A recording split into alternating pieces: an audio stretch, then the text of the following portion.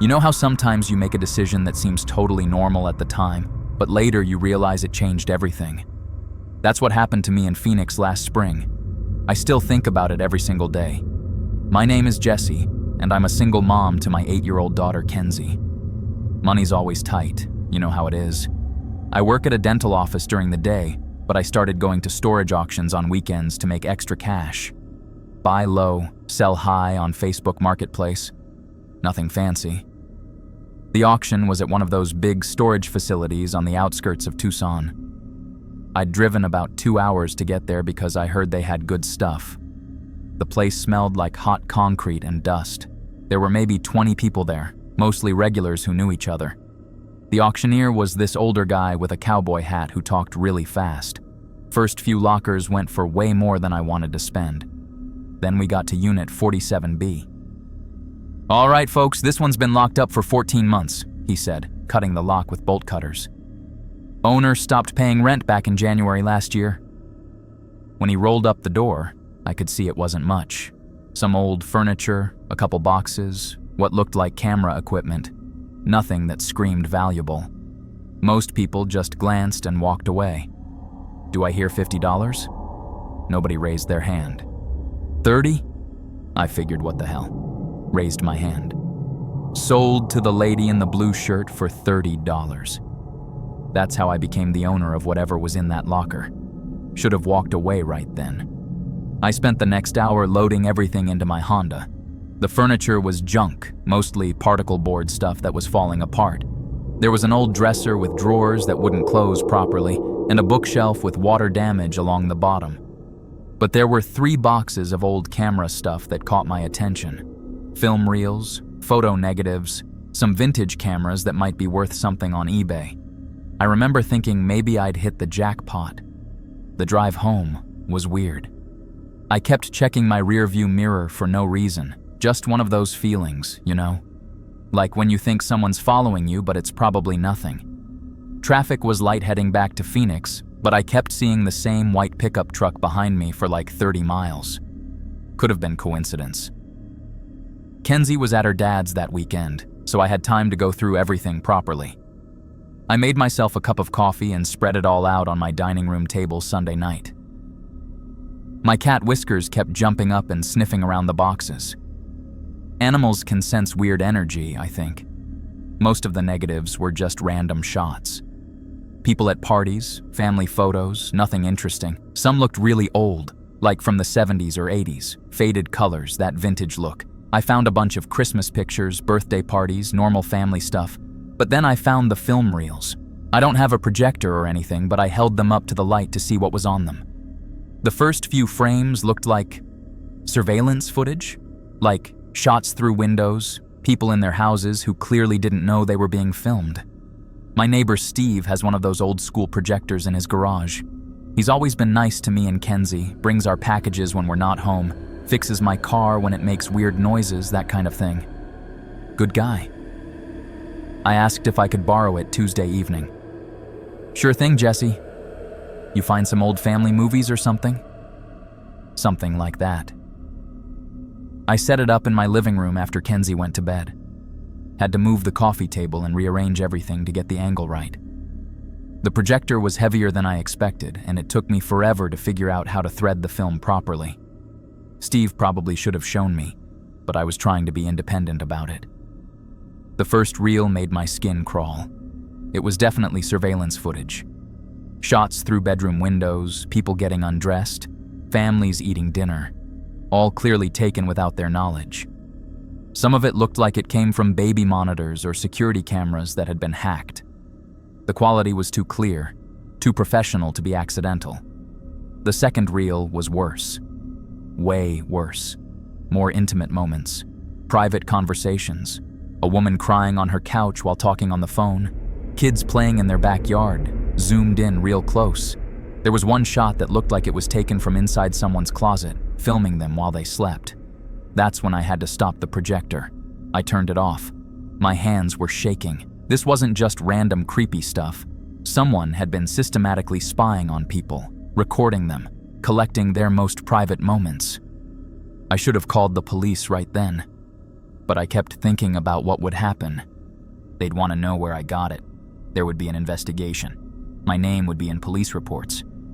What if whoever made these videos found out I turned them in? What if they came after me? After Kenzie? I put everything back in the boxes and shoved them in my closet. 3 days later, I got a phone call while I was at work. I was in the middle of cleaning dental instruments when my phone rang. Usually, I don't answer personal calls during the day, but something made me pick up.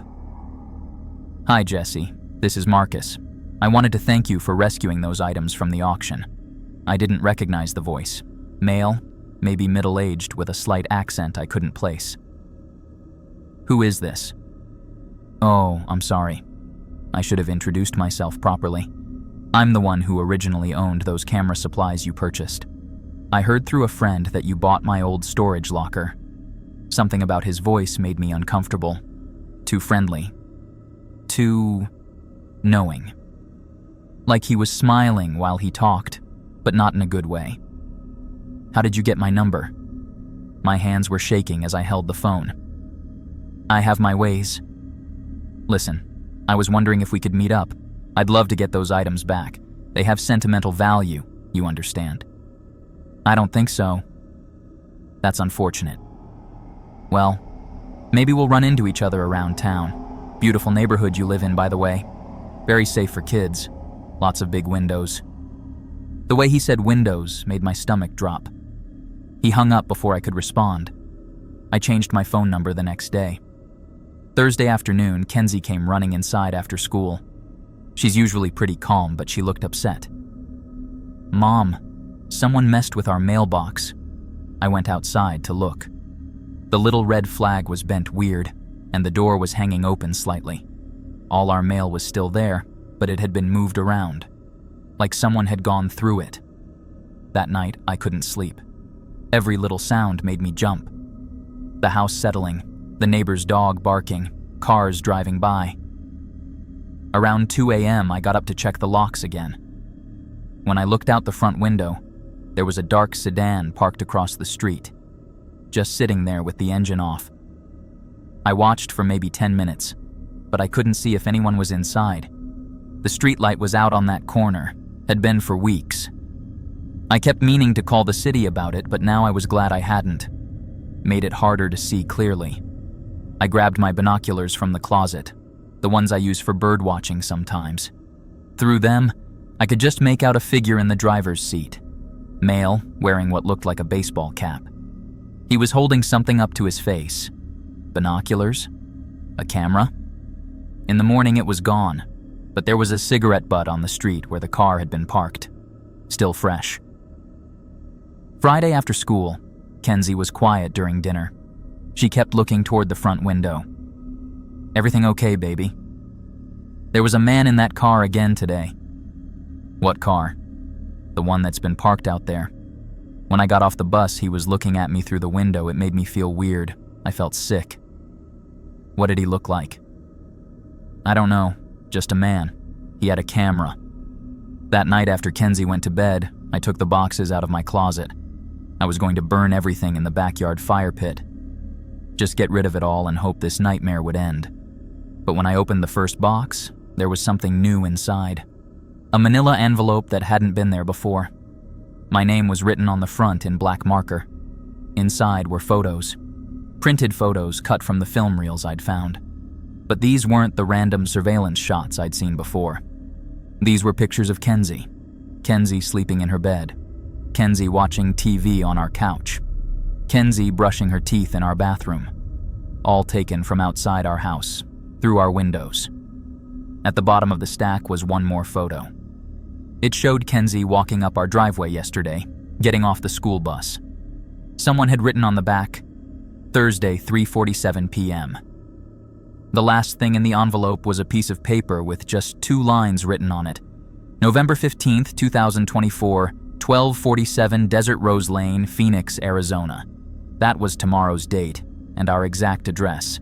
I called the police that night, told them everything. They said they'd send someone over in the morning to take a report. But when I woke up, there was another envelope under my front door. This one just had a single photo inside. It was taken through my bedroom window. Me, sleeping in my bed. From last night. On the back, someone had written, "Talking to police was a mistake." We packed our shit and left that morning. Stayed at my sister's house in Denver for 2 weeks while I figured out what to do next. The police never found whoever was doing this. They said the storage locker had been rented under a fake name with a fake ID. The surveillance equipment I'd found was untraceable. No fingerprints, no leads. We moved to a different state.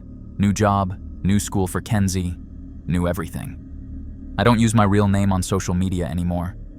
We have security cameras and motion sensors all around the house now. But sometimes, late at night, I still wonder if we're really safe. If whoever was behind all that is still out there, still watching other families, still collecting their private moments. And sometimes I wonder if buying that storage locker wasn't random at all. If maybe I was chosen. If they wanted me to find those reels, wanted me to become part of whatever sick game they were playing. Last week, Kenzie came home from school and asked me why there was a man taking pictures of our house from down the street. I told her it was probably just someone from the city checking addresses for the postal service or something. But I've started packing again, just in case.